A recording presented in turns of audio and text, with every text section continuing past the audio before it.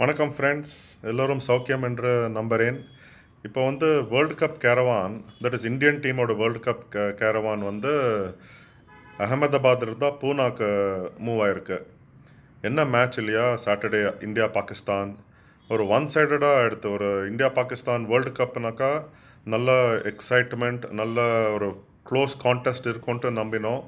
But as it turned out ஒரு one சைடடாக எடுத்து India won by 7 wickets with plenty to spare. Rohit Sharma வந்து உண்டு இல்லைன்னு பண்ணிட்டான் இப்போ பாகிஸ்தான் பவுலர்ஸை. along with a good start by Shubman Gill, he started off very confidently, but then சீக்கிரம் அவுட் ஆகிட்டான் with after hitting 4 fours in his 16. அதுக்கப்புறம் விராட் கோலி தென் இட் ரொம்ப ஈஸியாக எடுத்து. But credit goes to all the bowlers, Indian bowlers. Jasprit Bumrah, Kuldeep Yadav, Ravindra Jadeja, அப்புறம் வந்து Mohammed Siraj initially ஸ்டார்டிங்கில் runs league ஆனாலும் கூட இம்பார்ட்டண்ட் க்ரூஷியல் விக்கெட்ஸ் கொடுத்து பாகிஸ்தானை வந்து ரெஸ்ட்ரிக்ட் பண்ணிட்டான் இந்தியா.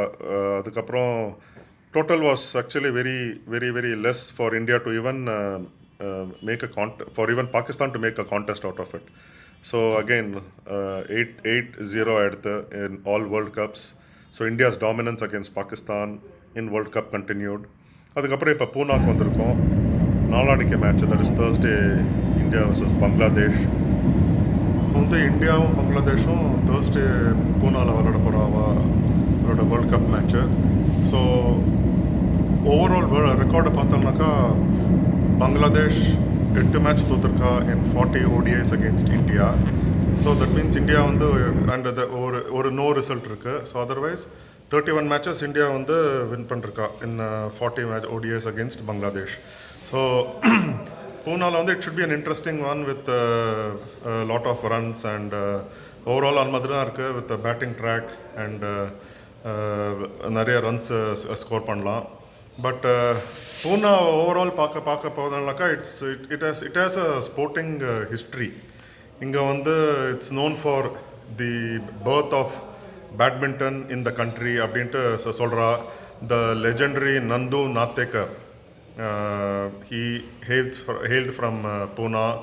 அதுக்கப்புறம் நிறைய ஸ்போர்ட்ஸ் பர்சன்ஸ் வந்திருக்கா, including former India captain, classy batsman of the 50s and 60s, Chandu Borde, who later on was manager of the Indian cricket team, was the selector of the 1983 World Cup winning Indian cricket team. Chandu Borde வந்து hails from Pune. அதுக்கப்புறம் நிறைய players including அந்த one test wonder Iqbal Siddiqui வந்து 2001 against England he was called upon to play medium pacer from Pune. Then Kedar Jadhav எல்லாருக்குமே தெரியும், who has made a mark in the limited overs format. இன்னொரு legendary figure from Puneனாக்கா professor D B Deodhar. So எல்லாருக்கும் அந்த இந்தியாவில் வந்து one of the premier domestic tournaments is the Deodhar trophy, which is played between the zones. It's a limited overs 50 overs format played amongst zones. இப்போ south zone, north zone, east zone, central zone and west zone அவளுக்குள்ள மேட்சஸ்லாம் விளையாடி the zonal one day team champions are decided in this Deodhar trophy. இந்த தேவ்தர் ட்ராஃபியில் வந்து professor Deodhar is a legendary figure in Indian cricket. And எனக்கு நல்ல ஞாபகம் இருக்குது, 1987 வேர்ல்டு கப்பில் வந்து இந்தியா வர்சஸ் நியூசிலாந்து நாக்பூரில் மேட்ச் விளையாடின போது Chetan Sharma first hat-trick in world cup எடுத்தார். அதே மேட்ச்சில் Sunil Gavaskar scored his only 100 in one-day internationals. So both were declared joint players of the match. So அது வந்து அந்த ப்ரெசன்டேஷன் செரிமனியில் ப்ரொஃபஸர் தேவ்தர் தான் man of the match award கொடுத்தா. ஸோ அது நல்ல ஞாபகம் இருக்குது, ப்ரொஃபஸர் தேவ்தர். அதுக்கப்புறம் வந்து இங்கே Pune is known for its sporting சிட்டின்னு கூட சொல்லலாம். நிறைய இப்போ வந்து PYC Hindu Gymkhana it's Gymkhana with promotes sports in a long way. And நிறைய ஃபெசிலிட்டிஸ் இருக்குது. இங்கே ஒரு கிரிக்கெட் கிரவுண்டு வேறு இருக்குது, ப்ளஸ் அதர் ஸ்போர்ட்ஸ் ஃபெசிலிட்டிஸ் இருக்குது, which is not far away. This is center of the city ன்னு சொல்லலாம் இந்த PYC Hindu gymkhana. Stones throw away from PVC Hindu gymkhana வந்து டெக்கன் ஜிம்கானான்னு ஒன்று இருக்குது. ஸோ இதுக்கு ரெண்டுத்துக்கும் நடுவில் பக்கத்துலேயே இருக்குது. There is one called Sunny sports boutique. என்ன விசேஷம் அபவுட் த சன்னி ஸ்போர்ட்ஸ் பொட்டிக்னாக்கா, this is sports shop which has our legendary Sunil Gavaskar as one of the partners.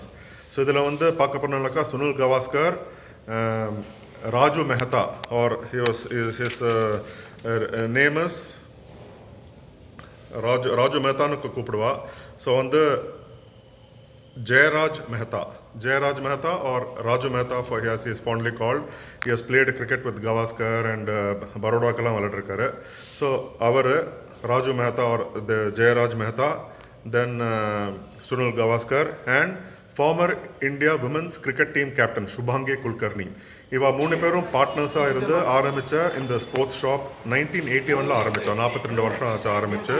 இங்கே தான் இந்த பிவிசி ஹிந்து ஜிம்கானாக்கும் டெக்கன் ஜிம்கானாக்கும் ரொம்ப பக்கத்தில், நடந்து கூட போயிட்டு வரலாம், அவ்வளோவுக்கு கிட்டக்க. ஸோ என்ன விசேஷம்னாக்கா, இவள் ஃபஸ்ட்டு ஸ்போர்ட்ஸ் குட்ஸ் எக்யூப்மெண்ட்ஸ் எல்லாம் வித்துன்னு இருக்கா, சப்ளை பண்ணின்னு இருக்கா.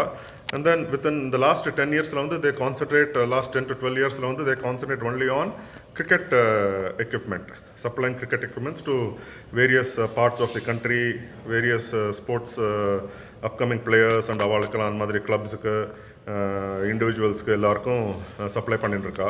இதில் என்ன சில விஷயம் என்னன்னாக்கா, இங்கே வந்து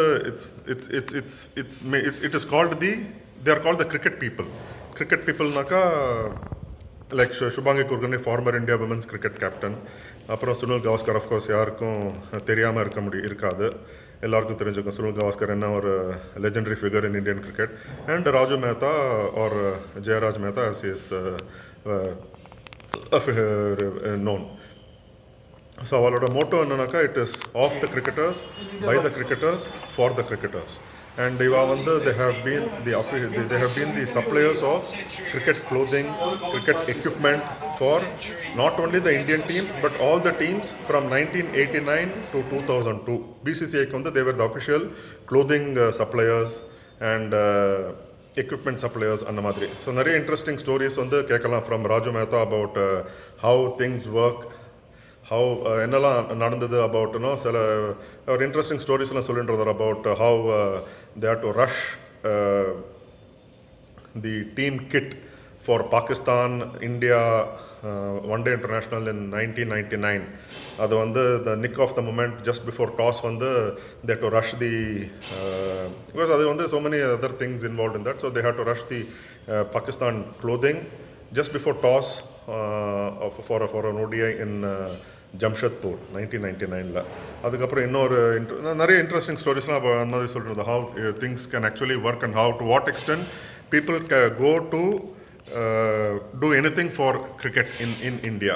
So that is one of the stories that Raju Mehta told us today. அதுக்கப்புறம் இன்னொன்று என்னன்னாக்கா, சுனில் கவாஸ்கர் வந்து 1981 இது வந்து interesting stories that Raju Mehta said. 1981 வந்து he was going through a rough patch. 1981 from start of 1980 to about 1981 the 82 series when England, before England led by Keith Fletcher came to India, Gavaskar வந்து he was going through a rough patch. பாகிஸ்தானோட வந்து சிதம்பரம் ஸ்டேடியமில் 1980 ஜனவரியில் he scored 100 century அடிச்சார், 166 in Chennai. அதுக்கப்புறம் இந்த next so many innings, in the next 18 test innings Gavaskar had only 250, so he was going through a rough patch. And நிறைய பேர் in Mumbai could not figure out what he was technically என்ன டெக்னிக்கலாக என்ன mistake பண்ணுறான்ட்டு அது யாருக்கும் சொல்ல முடியல.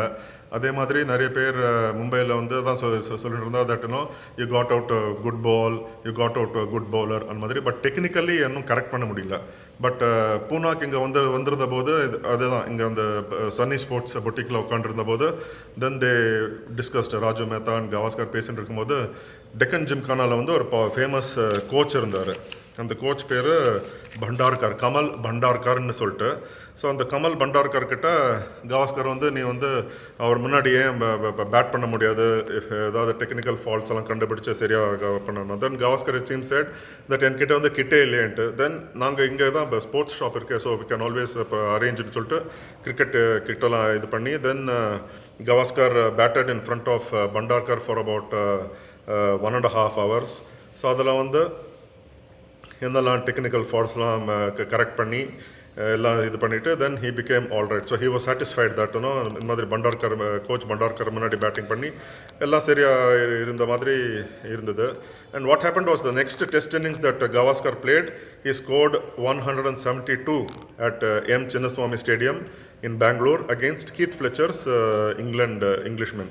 So what Gavaskar had said was appo vandu a portion of the amount for every run that he scored in that series or to that extent, he said or amount Bhandarkar coach பண்டார்கருக்கு ஒதுக்கி வச்சு கொடுக்கறதுக்கு இது பண்ணுங்க. So it was his kind of thanksgiving to Coach Bhandarkar for correcting his technical mistakes and faults. So that is so much for Sunil Gavaskar and his legendary deeds in Indian cricket. Another விஷயம் about talking about Sunny Sports naka and இப்போ வந்து எல்லாருக்கும் ஞாபகம் இருக்கும்னு நினைக்கிறேன் that Sunil Gavaskar wore that skull cap. He never wore a helmet. He always wore a skull cap. அதுக்கு மேலே வந்து அந்த பனாமா ஹேட், அந்த ஒயிட் பனாமா ஹேட் போட்டுன்னு தான் விளையாடிருந்தார். ஸோ அந்த ஸ்கல் கேப் வந்து என்னன்னாக்கா Sunny Sports where they got their equipment manufacturers to make skull cap for Sunil Gavaskar. But என்ன அதில் பார்த்தோம்னாக்கா they accepted that they made a mistake in doing so because ஒரு doctor வந்து அந்த skull கேப்பை examine பண்ணி they said that பால் மாத்திரம் அந்த ஸ்கல் கேப்பில் பட்டிருந்தாருனாக்கா Gavaskar would have been injured so badly that it could have been fatal. அந்த மாதிரி ஒரு skull cap. So but thankfully Gavaskar அந்த ஸ்கல் கேப்பை போட்டுண்டு he did not get hit even once while batting, and that's again testimony to his technically perfect batting, that he didn't have, that he judged the ball, the length, the direction perfectly, that he didn't have, he was not hit by the ball on his head while wearing the skull cap or anyone otherwise. So இதெல்லாம் வந்து some interesting stories that Raju Mehta told us இப்போ just when I met him a while ago. So that is one thing about skull cap. நம்ம வந்து எல்லாருக்கும் இப்போ பார்த்துருக்கோம் Gavaskar skull cap இப்போ போட்டுட்டு தான் towards the later stage of his career skull cap போட்டுட்டு அதுக்கு மேலே ஹேட் போட்டுட்டு தான் விளையாடிட்டு இருந்தா. ஸோ அது ஒரு interesting thing which is something that skull cap பால் பட்டிருந்தானாக்கா ரொம்ப மோசமாக இருந்திருக்கும். தேங்க்ஃபுல்லி பால் அடி வாங்காமல் he just batted on and on. That's what Pune is all about. இப்போ வந்து பூனாவில் வந்து we all know அங்கே வந்து பாலேவாடி ஸ்போர்ட்ஸ் காம்ப்ளெக்ஸ் இருக்குது which has so many facilities for so many disciplines. இங்கே தான் வந்து அந்த காமன்வெல்த் யூத் கேம்ஸ் ரொம்ப ஒரு 10-12 years முன்னாடி நடந்தது. ஸோ அங்கே வந்து that is one thing. அதுக்கப்புறம் இங்கே Pune is the city where one of the greatest upsets in cricket history has happened. 1996 வந்து நெஹ்ரு ஸ்டேடியம், இப்போ இருக்கிற stadium is called the Maharashtra cricket association stadium on the Mumbai. இப்போ வந்து ஜஸ்ட் தி அவுட்ஸ்கர்ட்ஸ் ஆஃப் பூனா, காஹுஞ்சேண்ட் இருக்கிற ஒரு இடத்துல. முன்னாடி வந்து சிட்டிலேயே நெஹ்ரு ஸ்டேடியம்னு வந்து கிரிக்கெட் நடந்துட்டு இருந்தது. ஸோ அந்த ஸ்டேடியமில் கென்யா அப்செட் வெஸ்ட் இண்டீஸ் இன் தி 1996 வேர்ல்டு கப். அது யாரும் எதிர்பார்க்கவே முடியல, யாரும் நினச்சி கூட பார்த்துருக்க முடியாது. ஈவன் கென்யன்ஸே அந்த இதெல்லாம் நினச்சி பார்த்துருக்க முடியாது that they could upset West Indies. But it so happened that West Indies lost to Kenya. இப்போ வந்து that was one of the biggest upsets. இப்போ வந்து இந்த வேர்ல்டு கப்பில் பார்த்தோம்னாக்கா டெல்லியில் Afghanistan defeated defending champions England. So that created another biggest one of the biggest upsets in World Cup history. So cricket வந்து anything can happen. இப்போ Thursday வந்து India Bangladesh விளையாடுறா. We cannot say that India will just walk over Bangladesh. Bangladesh வந்து okay they இப்போ last 4 ODIs இவா ரெண்டு பேருக்கும் பார்த்தோம்னாக்கா 22 and 23 இந்த last 4 ODIs after 2019 world cup that India and Bangladesh how played Bangladesh வந்து 3 மேட்சஸ் வின் பண்ணிருக்கா, இந்தியா வந்து ஒரே ஒரு மேட்ச் தான் வின் பண்ணிருக்கா. So we cannot take for granted that India will just have it easy against Bangladesh. But இப்போ இருக்கிற ஃபார்மில் இந்தியா வந்து 3 மேட்ச் விளையாடி 3 மேட்சும் வின் பண்ணி 3 மேட்சும் சாதாரணமாக வின் பண்ணாமல் with crushing defeats over Australia, Afghanistan and Pakistan in the last match. So இது வந்து அண்ட் மூணு மேட்சஸும் தே ஒன் சேசிங். ஸோ சொல்ல முடியாது, we can't just take for granted that India will have it easy against Bangladesh, but it will be a good match full of runs. So எல்லாரும் வந்து I'm sure you will all enjoy the match on Thursday, India versus Bangladesh, and hopefully India will go 4 played 4-1 after Thursday's match. So until next time with another episode of 2023 World Cup with G Krishnan on Jikku Diaries YouTube channel. Ellarum jagrade irungo, take care and stay safe. Until next time, bye.